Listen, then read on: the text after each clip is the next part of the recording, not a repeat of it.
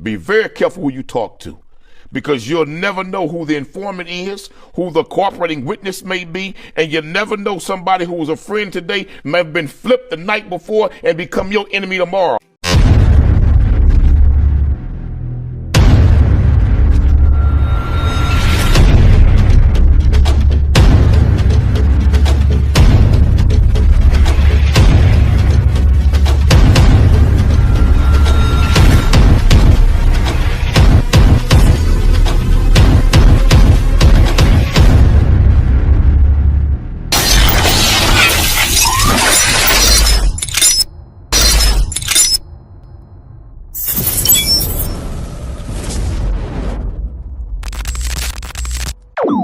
About humanity, putting truth in these lines, while they busy feeding lies.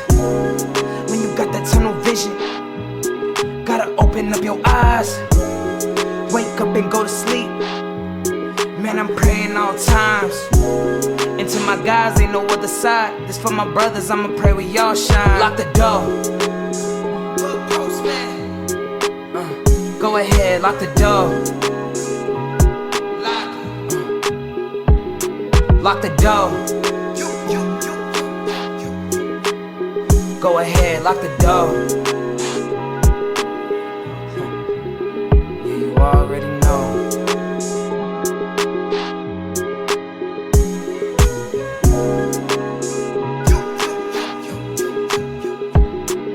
Depending on the lessons, some people eat, some people learn. But the game is gonna send you a bill.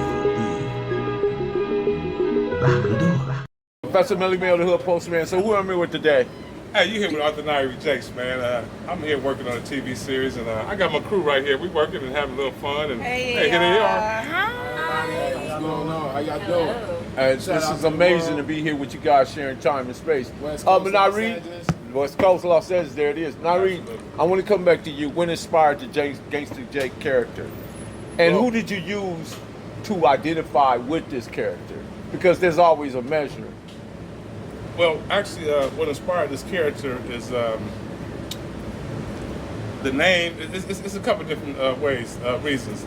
The name is based on one of my homeboys that was actually murdered quite some time ago. One of my real tight partners.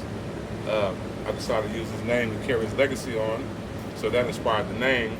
As far as the story kind of developed out of me being incarcerated when I was locked up in the federal system for a bank robbery. And to be quite frank, one of my homeboys got on the witness stand. He snitched on me. He decided to get up on the witness stand. You know, we all decided to put the nick together. It all went good, and then it went bad in the end when they caught another case. So he decided to come grab me up and snitch on me. So when I wrote the book, what inspired me to do it was Hold the book up. this right here is the book right here, the first volume. So when you wrote the book, it inspired you what? It inspired me to, I'll be candid, to not want to get out and kill nobody. So I said, let me put this up in a book. Let me just write about it instead of really want to get out and do it. So to keep myself from spending the rest of my life in prison, I said, let me write a book about it and put my anger into this story. So let me capture this for a moment. So you took that anger, that energy that developed from anger, and you poured it into a book form, right? I put it into a book form, right. And that worked best because, I mean, we all know that, you know, that a lot of times if we let our emotions run, you know, because of emotions, things seem to go Right, we've been in prison for the rest of our life, and who did that? We know how sweet it is on the street, so why go back when we know the story? That, in addition to, I was sentenced to 14 years for bank robbery. After doing like 10 years at a time, I decided to go ahead and do that story because I got a little bored, if you will. I got a little bored and I just wanted to keep it going, you know what I'm saying? So I decided to write this book. So this is where we at right now. Bank robbery, what was that like? Oh man, it was a cold experience, robbing banks. It was, you know, something we did back in the days. It was kind of like the hustle, you know. When you're down to get the money, you just go get it. At one point, we were selling drugs, and then that kind of played out. You know, I went out of state, came back from out of state, you know, different states, and you know, it was just like fast money. So I got kind of hooked on it. Have you ever questioned that mindset what led to you delving into bank robbery? Not really, because the mindset, it's the mindset of a hustler. It just wasn't about the bank robberies, it was just about getting money. I just always had a desire to be rich, to be a millionaire. And that's kind of why I'm on this path right here now. I figure if I could put energy into taking risks to rob banks, to do all this other stuff that I've been caught up in high-speed chases and, been in prisons behind, I could put the same energy to this project and, succeed. By the way, you from 5 Trey Avalon, right? Yeah, I'm 5 Trey Avalon. I see you got that A hat on, man. Yeah, I got the A hat, man. It ain't representing Atlanta, it's representing Avalon. But, it's all good, and a good way, because here's the thing. We got a gang problem out here in the city of Los Angeles and around the world. I haven't noticed. Oh, I know you noticed. I know you know something about this thing, too. You know something about this thing. Yeah, but we got a problem, man. We out here smacking each other, killing each other off like it's some type of sport, man. And, I just put a story together that can actually give people something to think about and a way to do it in a way that can actually happen. That's the way I feel. Before we get into the cast members, give me a consequential moment in your life that changed your idea about the gang, being a gang member, and now being this guy, this author, this guy that's writing these books, Gangster Jay, and all that. How did that translate? Well, with me, I'll be honest, man. It kind of has been instilled in me for quite a while because even before going to prison, because when you ask the question, I start getting ahead of the question and seeing how I can answer it, right? And I was thinking like, okay, I did decide to transition to deal with people from the other side, bloods, if you will, by being in prison. Because when we go to prison, I mean, the spots I've been in, we all hang out, we eat the same, meals, we hang out in the same yards and do our thing. So it's like, if we can get along in prison and do this and protect ourselves from other races and stuff, what the hell is going on the street? Why do we come to the street and want to kill each other? So when I first started thinking about answering that question, I thought about going in that direction with it. And that's half of the reason that I did. But really, it's been instilled in me to not want to kill black people for years, because before I went to jail, I know a bunch of bloods and stuff. I used to go out of state, dudes from Crenshaw Mafia. I know a bunch of them. I know a few dudes from 30 Pyro. Well, I hate to be a bearer of bad news. CK is colored man killer, BK is black man killer. So we've been related all this time. Yeah. All this time. I never really. Even we when have more in common than we do not in common. Absolutely. Even when I was on the line doing shit, man, it's like I would only try to get with people who really actually got with me. I never really had a whole hate for one. So, being that you no longer have to hear yard recall. Oh, wait. Wait a minute. What was this? Oh, getting up at the tables. See, he knew exactly what that was. Yeah. Why would you used to do that though? I don't know. I think it was just do it right now so people know what I'm talking about. Basically, like, just say for instance, we all eating our meals together. After they give us probably like 10, 15 minutes to eat our meals. And we're in the chow hall. Before we get up at the table, we all hit the table and get up, and everybody. And there was nothing said. There was nothing translated. It was just like goodbye. It's the reason why I never tell you why, right? Because look at like I was yourself from the homies that still eat. I was in a situation, right, where we all had got up one day, right, and somebody was left behind eating, and the police seen that and singled it out, and it tripped, and it became an incident, and the chow hall cracked off. Because he tried to force him to get up. But if we was all sitting there, the police would have minded their own business. Wow. Absolutely. I'm trying to think. Did we do that in the state? I know we did it in the feds for sure. Hey, we did it in the state too? I can't remember. Oh, but I was in San Quentin? Yeah. Yeah, we did. I think we did too. Yeah, it's just because. Okay, but now that we got you on record, Nyerere, I want to get the directors behind you. Introduce yourself, sir. It's your boy, Baby Pook, man. You know what I'm saying? I'm CEO of Businessman TV, Businessman Music Group. And I'm from That's the definitely 5 Trey. Yeah, I'm from Avalon too. So, yeah, working with my boy Nye, you know what I'm saying, the big homie. And working on his dream for a minute, you know what I'm saying? Though his dream became my dream too. So, and we had it, you feel me? How did being part connected to the businessman, because you guys are children of the businessman, I like to explain it that way. How did what the businessman done develop the Avalon Gangster Crib? If you can answer that? Probably just the area, the location, the criminal mind element, just to I want to hear his fathers. perspective. Oh, I thought you were talking about me. Oh, Yeah. go ahead. Yeah, I mean, shit. That was just a little bit of out my era, though. You know what I'm saying? That's the only reason I asked, because I know yeah. that was there. My bad. You know what Okay. I'm saying? I'm So like, let me can't- say this: history is medicine for a sick mind. Within history of the variety of human experience, we can teach and learn from. So it's important that we get that history. And I'm not trying to, No. but I know put it. that together. I know some of He it. said You know what I'm put it- saying? no, he because you're a director, No, I know that's some of it. important. Yeah, You know what I mean? I know some of it, but I'm just saying, like, it was a little bit out my era, though. So I came in, like, you know what I'm saying, and you know, the end of the '80s, beginning of the '90s. So that was my era. That was like way before. But that's why I choose to name my company behind them, though. You know what I'm saying? Even though Giving reverence, they was praise to that.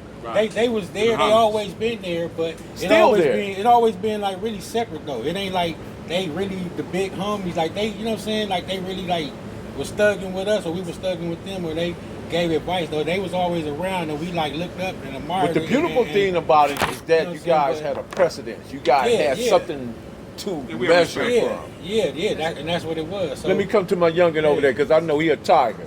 Alright, I'm Jacob calling from Foster Avalon, right? And all my people from over, I got people from Businessman, right? And basically it's like a generational thing, like the gladiators and then all them enterprises and all them areas over there. See, he Ozone. got it. So they was all part of that. And they just controlled that specific area. And, you know, when the fire trades came along, you know what I'm saying, they pressed for that area, you know what I'm saying? But it did become a situation because the businessmen, the fire trades is all always right there. You get what I'm saying? It never really changed. You get what I'm saying? That's like a community park. You feel what I'm saying? So everything is still how it is. You know what I'm saying? If there's some businessmen that still want to come over there, you'll see them over there. I have been up there with the businessmen at the same time the Avalons were there. So, Yeah. you know, they I over was there, like, they I was still excited alive. about it, to be honest. If they still alive, they will be out that park for sure. Got it. So I want to come to this young lady right here, the shy one.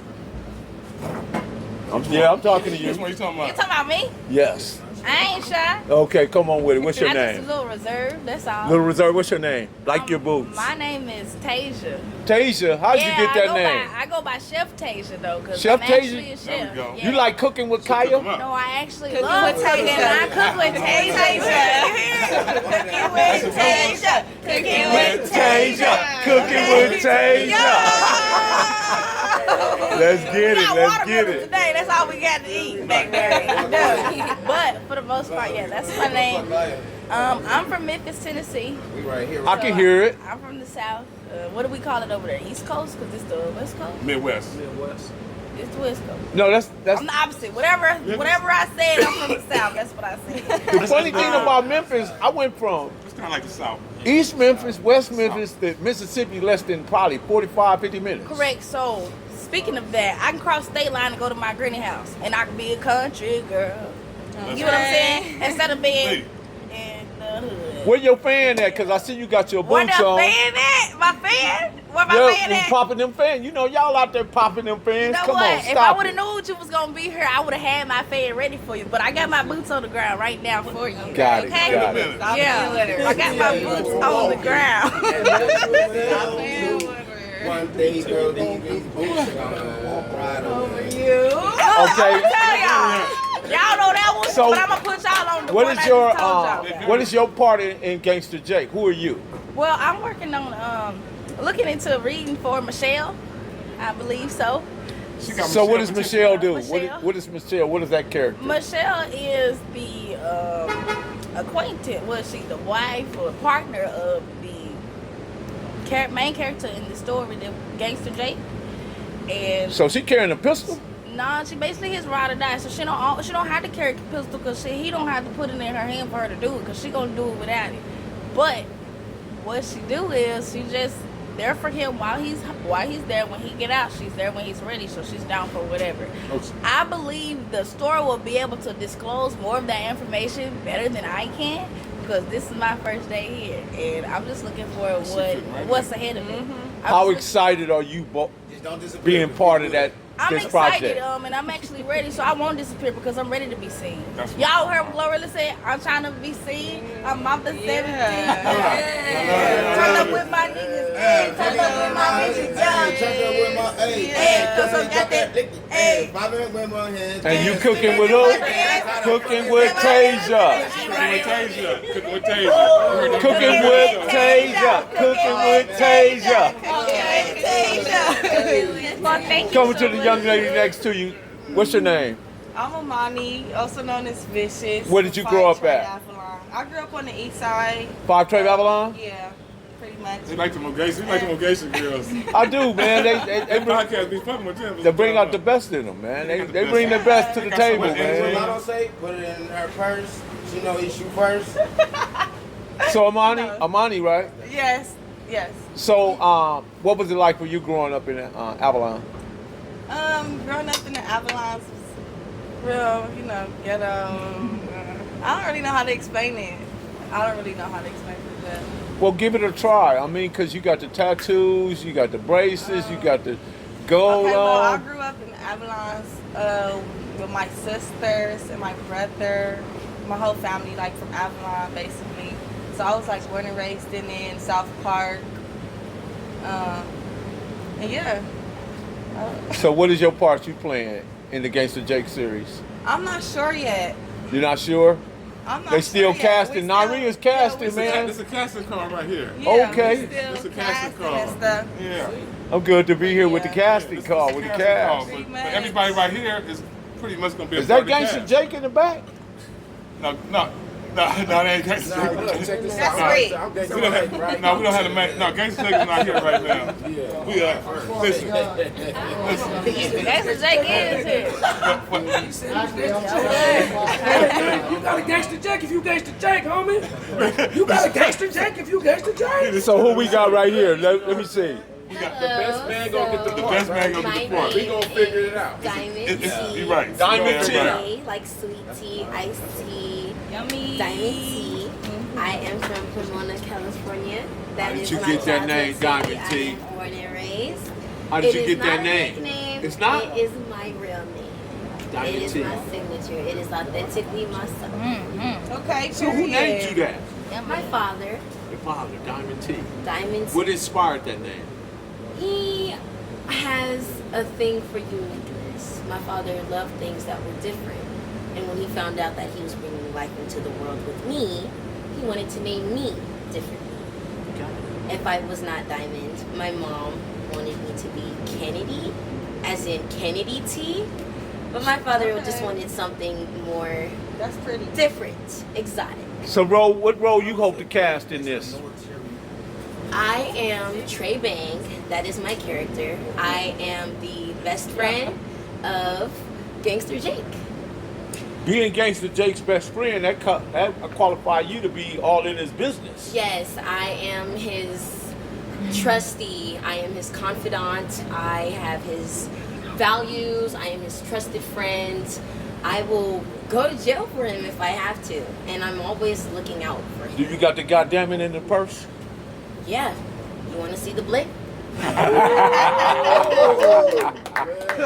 Draco, Switch, 40, which one? Oh, that's a secret. Don't divulge that. Okay, got it. That's his Minister of Defense. That's Gangster Jake Minister of Defense on the street. Minister of Defense. As he do his peace treaty, war, Trey Bang is a person that Gangster Jake relies on the street to execute all the different things that he's executing from the streets. So I'm coming to this young lady right here. What's your name? Hi, my name is Elisa. And what you're doing here today? I'm filling in, I'm seeing where I fit in, and when I get in, I'm gonna get in. So what part do you hope to have? A supporting role that I can do well. Okay. Heard that, boo. Thank you. Supporting role, that's a good answer. Because, you want to be in a role that definitely that you can perfect. Uh-oh, we got a pool action going. Sorry about that. No, you good. So let me see. Let me come to my man right here, man, because you got excited back there when they start cooking potato. I ain't get, man. I just like food.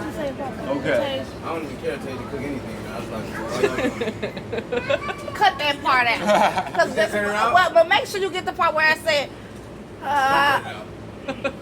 My name is Boogie, man. AYCEBOOGY. You can find me on all platforms of my music. You can find me on the magazine articles. You know what I'm saying? You Yeah, man, y'all know what the fuck going on, man. I love the camera, and I'm not shy at all. So where did you grow up at? I grew up out here in LA, man. I grew up in Watts. What part of Watts? I don't remember. I was too little. But I grew up in Watts, though, yeah. So where you reside at now? I live over there on South Central, you know what I'm saying? So what qualified you to be part of Gangster J? You know, I just feel like I got good energy, you know what I'm saying? It's like the OG feel. You know, I got good charisma, you know what I'm saying? And man, that man used to rob banks. He ain't got, he's still trying to figure some stuff out. I'm still gonna go back up in another one. His energy be up and then it die later. I'm like, damn, OG, you have some energy. I don't see, let me say this. I don't see bank robbers take a 10-year hiatus and then come out of nowhere and pull 3 or 4 successful bank robberies. Out of nowhere. Not saying that's you, but I'm just saying. Nah, I'm done. I'm retired. Okay, man. good enough. That's what we had to get on record. He done. It's in the can. I'm being facetious. So who we got right here? Wait a minute. This guy right there. What's going on? What's going on with you, Avalon? You not from Avalon? Eastside Compton? Okay. This ain't a gang thing. Man, I was under the impression that you invited everybody you knew off of Fire Tray in South Park. No, sir. No, Let me say this. This is my first group. Remember, it's about a peace treaty. Go give it to me. My name is Spencer Sinclair, Trey Yards. Everybody, most people know me by S-Mac from Eastside Assembly 135, Brompton Power Road. Bromptons? Yes, sir. I grew up in 135. Well, I did long ago before it ever was a 135. Yes, sir. So there's only 3 Piru streets, 135, West Side, and Fruitown. Yes, Those are 3 Piru streets. I remember that. I ain't gonna take that from you because I don't say it few things about that, but that's another story. But growing up at 135, how does that qualify you to be part of this Gangster Jake? I mean, because I know you part of the gangster family, you from 135, so definitely you got the necessity and the tools. You grew up in the area, you grew up in the element, so give me something. So the part I'm actually asking for, I want to do 2. So I want to go out of my element doing 2. I want to do half bed, which is he's a dominant. So of course I want to play him. Play who? Half dead. Half dead. What is half dead character? Half dead. From when I'm getting, only had one line on there, but when I'm getting, when he was talking to Gangster J, he's basically the head leader for the Bloods. He talks to get an understanding of what's going on. He in prison. Yeah. I might have to come play Gangster Jake, man. Hold in, man.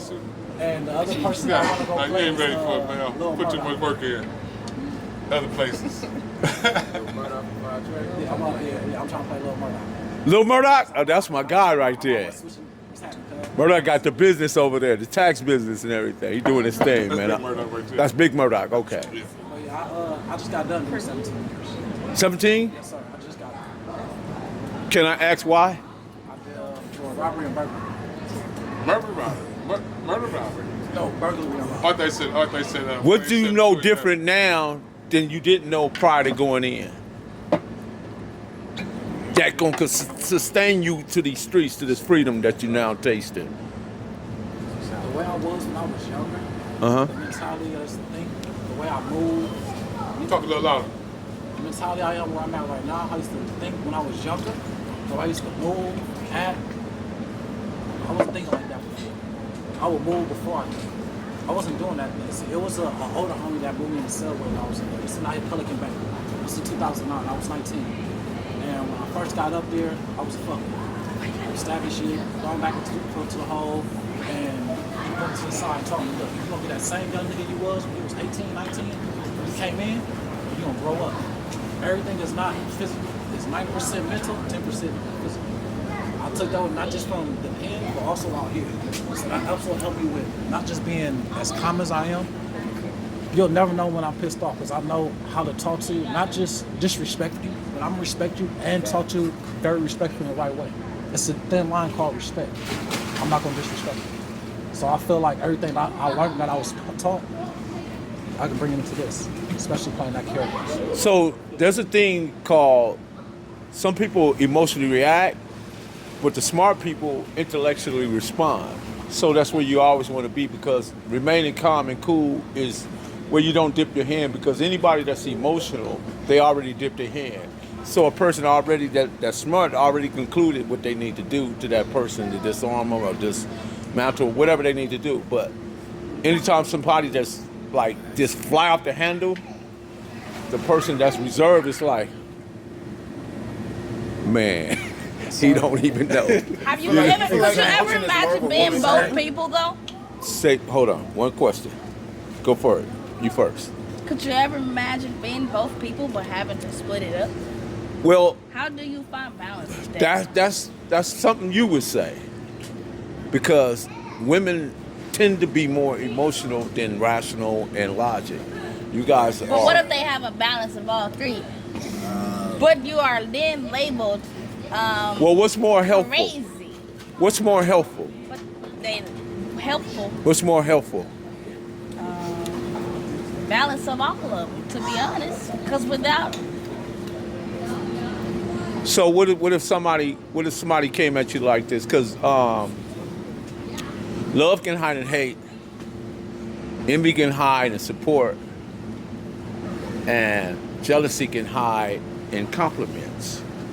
So when people come at you that way, if you got all, because I just mentioned 3 things like you just mentioned, right? Mm-hmm. If they give you that, how do you determine who they are? How do I determine? By their actions and what they do. But then you allow them to be them. Because I'm gonna tell you, I'm actually going to something right now with the oh, that's perfect. Allow people to be who they are. Right, you allow them to be but know them when you see them. Know when you see them and just move accordingly. Don't treat them how they treat you. But, you know, like you said. I agree to that. Yeah. Don't have an ugly heart. Don't have an ugly heart. But let me drop another little jewel. Always know this. Ladies have to maintain their value, men earn their value. So we're talking about 2 different things. We're talking about 2 different things. Now I understand what you're trying to say and where you're going with this, but to manage all 3 of those situations, those emotions, at the same time is impossible. Yeah. You're either one or the other. Right. You're not all 3 at the same time. Right. But coming back to you. I knew that was cool. That's all. So, come on.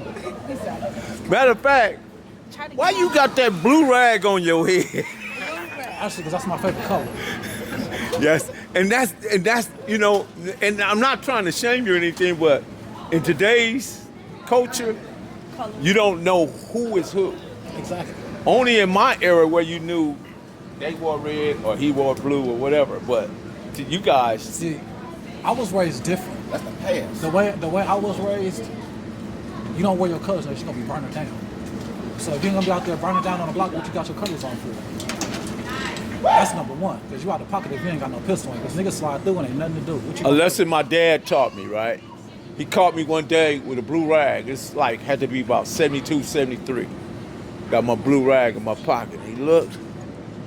He said, boy, what you doing with that in your pocket? I said, what? He said, boy, don't play with me. I know what that means. So he said, listen, son. He said, why would you tell everybody in the world what you are?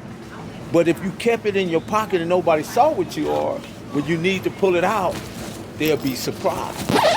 Versus you already telegraphed it. See, they'd be already set up for you. They show your left hand with your right hand. Exactly. One thing my uncle told me, he said Chinese checkers are supposed to be the hardest game ever, but half these motherfuckers out here show their hand. They make it easy, very easy, and don't even know it. I deal with them type of questions all the time because people think chess is probably is a master game, but at the end of the game, all the pieces go in the same box. Right. We're all moving the strategy. A well-placed pawn. Yeah. A well-placed pawn can be more powerful than the king. Chess, not checkers. And a queen. So, but you just gotta understand. But okay, let me hop around. We got my guy. Look at, he ready too. He got that eye. He ready. Let's go, man. Come on. He got that eye. He just settled back. He just waiting. I'll take another one. I'm Tiger. Talk to me. You know what I'm saying? I'm Jacob Bone. That's my Fly travel line. You know what I mean? Supporting just supporting the podcast, supporting the crew. You know what I mean? Bringing people in. You know what I mean? That really want it. You know what I mean? So they can tell their story, give it to the world. You know what I mean? And let them know that it's a real meaning behind what we doing. We're not just doing it trying to high sign, trying to show off how hard we are, or whatever, whatnot, or boast to brag about what we did to people in the past. We just trying to send a positive message out there at the end of the day, but show what's real. You know what I mean? And this is what we going to embody in this Gangsta Jake series. You know what I mean? At the end of the day. So there is a meaning and a purpose. Oh yeah. Oh definitely. For sure. You know what South Park's historical for? Tell me. The 1992 LA peace truce. I like that. Right? That spearheaded in Watts. I like that you know that. That's important. Guaranteed. Yeah. You know, so everything being filmed and leading up to the Rodney King riots, the Tasha Harding's girl that they killed. Yeah, they killed her execution style. See the judge shot her was in the back of the head. See, the judge was a Jewish lady, right? So the same judge that sentenced the murder for the Tasha Harding, see, she got probation, but she sentenced another Asian lady, the same judge, and gave her 6 years in prison for killing her dog, right? But she sentenced the Asian lady to probation for killing Tasha Harding execution style. How did that make you feel when you found that out? Well, I was kind of young when the LA riots kicked off, right? So I really didn't understand the dynamics, but understood what was going on, right? The shit really didn't kick off until the Rodney King beating. That's where broke the camel's back. You get what I'm saying? And it was kind of difficult because my grandmother was a white lady. She's part Native American Indian and white. So she lived on Dinker on 48th and Western. You get what I'm saying? So when the riots kicked off, we had to make sure she was straight, and we had to go out to outside cities. Oh, it really got bad on the east side. Police riding around in three deep in the back seat, riding around LA all day. You get what I'm saying? Shit spread to South Central, Watts, Compton, all that shit. You know what I mean? And Ice-T had to come on and be like, hey, look, y'all did y'all shit back up before they send the troops in. You know what I mean? So yeah, it's a lot of weight behind what goes on in LA, Compton, Watts, and all that shit because we all joined at the hip. Cause I lived on 135th and Avalon during the Watts riot. I saw what they did then. All the army coming in on the jeeps and the trucks and armed with 50 calibers and all this different stuff. And back then they really didn't have no love. They would mow you down, bro. Right. And here's the thing, right? So remember, Latasha Harlins was really 6 months prior to the Rodney King being, people was already out there in the streets mad, right?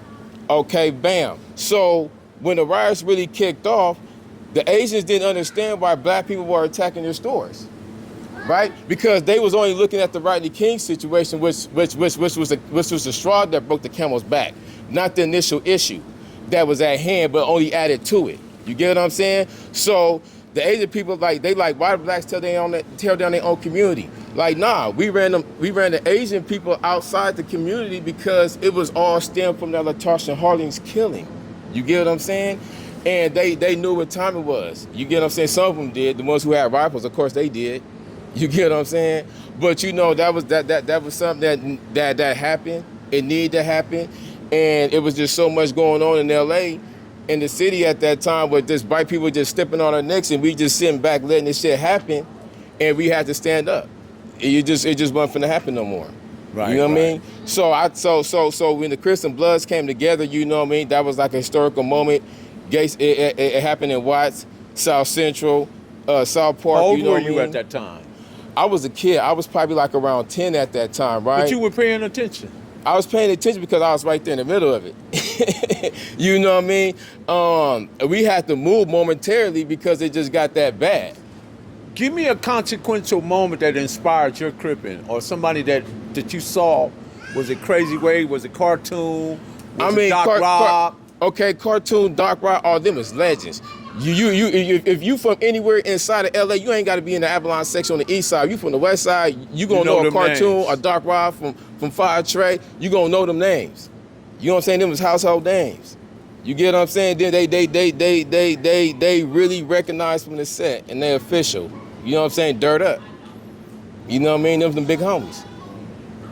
Right. You know, so what inspired me was just the all-around culture and the history, just growing up in South Central LA. You get what I'm saying?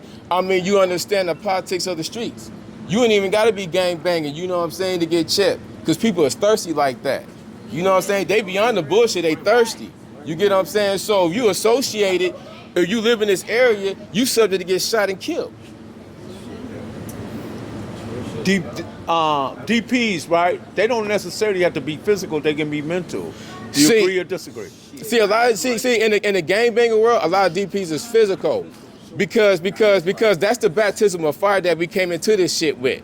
So if you so we came in getting our ass whooped. So you fuck up, you'll get your ass whooped too. You get what I'm saying? And that's just politics. You know what I mean? Actions in gangbanging can be verbal and non-verbal.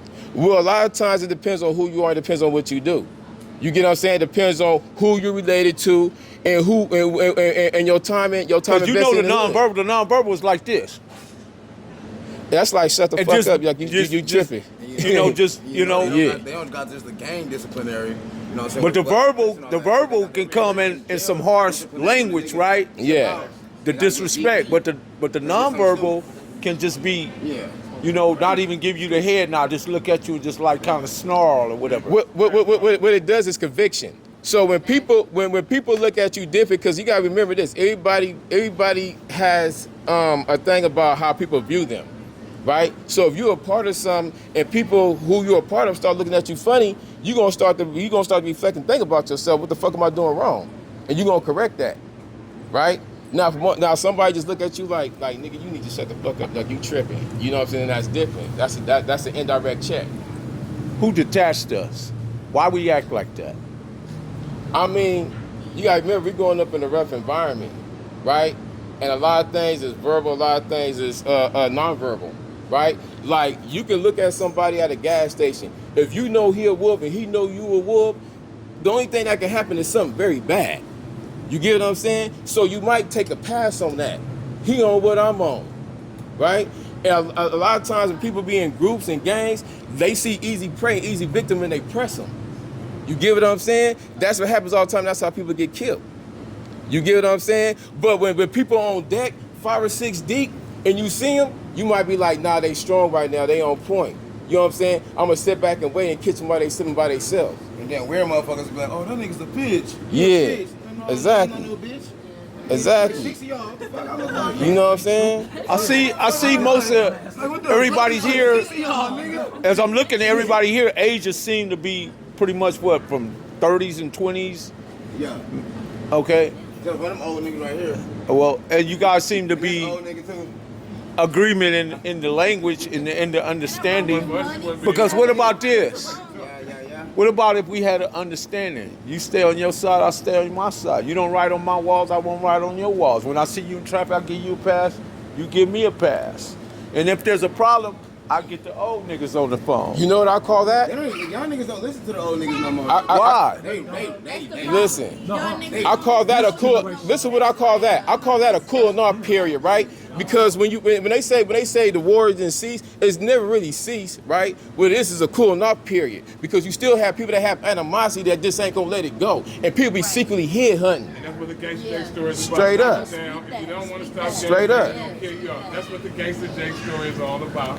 But remember, there is a message to the madness when it comes to the war. And I just want to let y'all know, this huddle ain't about gangs. It ain't about being in contrary to gangs. But I need that shot.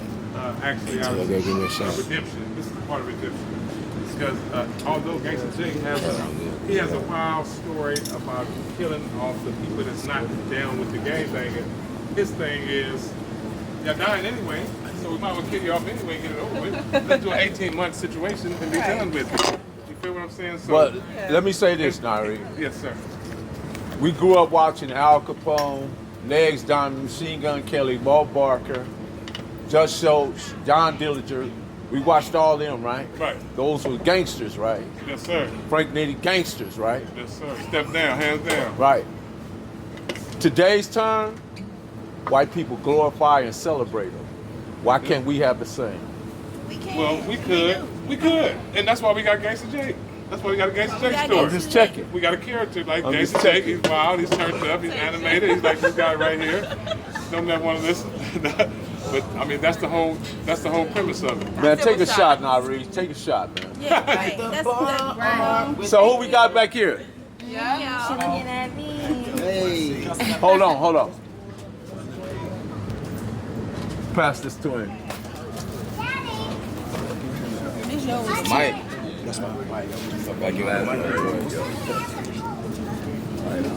Okay, go. Yeah, I'm Mac Yellow, 1C from the P. You Mac Yellow? Yeah, Yellow. Yellow. Yes, Sorry, sir. I apologize. Yes, sir. I'm just here showing support and unity for the podcast. Okay, where you from? I'm from Oklahoma City. Okay. So you trying to get cast in this Gangsta Jake series? I mean, I'm just trying to get in where I fit in. There you go. What about my old guy next to you? Oh, I'm just here being independent.